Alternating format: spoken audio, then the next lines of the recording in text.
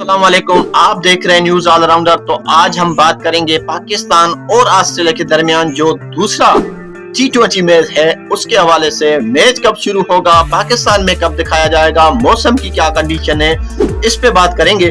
और उसके अलावा हम बात करेंगे रात को इंडिया ने जो ऑस्ट्रेलिया को धोया है उस पे कौन से बड़े रिकॉर्ड बने हैं। तिलक वर्मा और संजू सैमसन ने बड़ी इतिहास रच दिया है साउथ अफ्रीका में जाकर, उस पे बात करेंगे। चैंपियंस ट्रॉफी के हवाले से बड़ी न्यूजें आ रही हैं, उस पे बात करेंगे। तो शुरू करते हैं। पाकिस्तान और ऑस्ट्रेलिया के दरमियान जो दूसरा T20 मैच है वो दिन के 1 बजे शुरू होगा।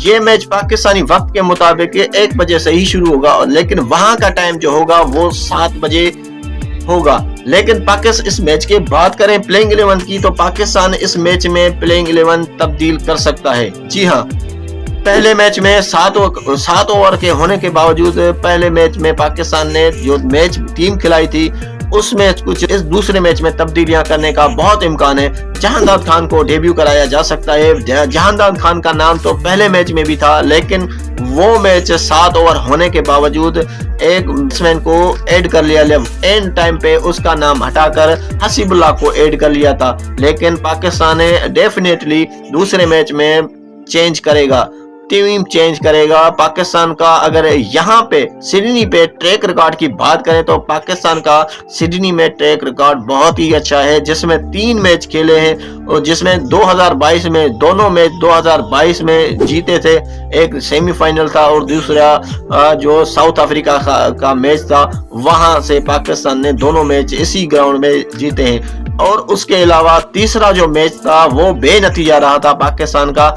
लेकिन ऑस्ट्रेलिया की इस ग्राउंड की बात करें तो ऑस्ट्रेलिया का इस ग्राउंड में इतना रिकॉर्ड अच्छा नहीं है, लेकिन पिछले 2-3 साल से ऑस्ट्रेलिया इस ग्राउंड में लगातार मैचेस हार रहा है। तो ये ग्राउंड पाकिस्तान की फेवर में हो सकता है।